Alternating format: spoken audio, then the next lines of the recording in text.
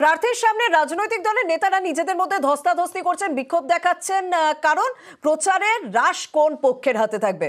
অন্যদিকে যারা ভোট সামলাবেন, মানে ভোট কর্মী যারা, তাদেরও তো ট্রেনিং চলছে, তারাও আবার বিক্ষোভ দেখালেন। ভাবছেন তারা কেন বিক্ষোভ দেখাচ্ছেন? কারণ তারা ভোটের ট্রেনিং গেছেন নিতে, কিন্তু খাবার পাননি।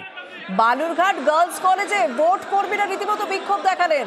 সকাল থেকে ভোট কর্মীদের প্রশিক্ষণ চলছে। আমাদের সঙ্গে রয়েছেন প্রতিনিধি অনুপ সান্যাল। অনুপ, সমস্যার কি সমাধান হলো? বিক্ষোভ কি মিটলো? একদমই, দেখো, সমস্যার সমাধান কিন্তু শেষ পর্যন্ত হয়েছে। যে তাদের যেটা অভিযোগ ছিল যে সকাল 10টার থেকে তারা ট্রেনিং নিতে এসছে, কিন্তু বেলা 3টে গড়ে গেল, তাদের কিন্তু দুপুরের যে খাবার, সেই খাবার কিন্তু তারা পায়নি।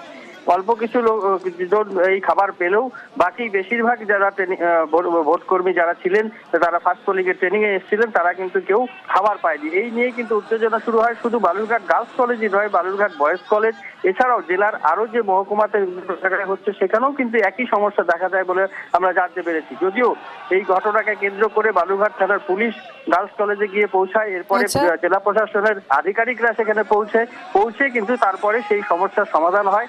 এই মুহূর্তে কিন্তু পরিস্থিতি স্বাভাবিক রয়েছে। ভোট কর্মীদেরকে খাবারের ব্যবস্থা করা হয়েছে এবং আগামীকাল যথারীতি আবার তারা ট্রেনিং আসবেন বলেও জানা গেছে। ধন্যবাদ।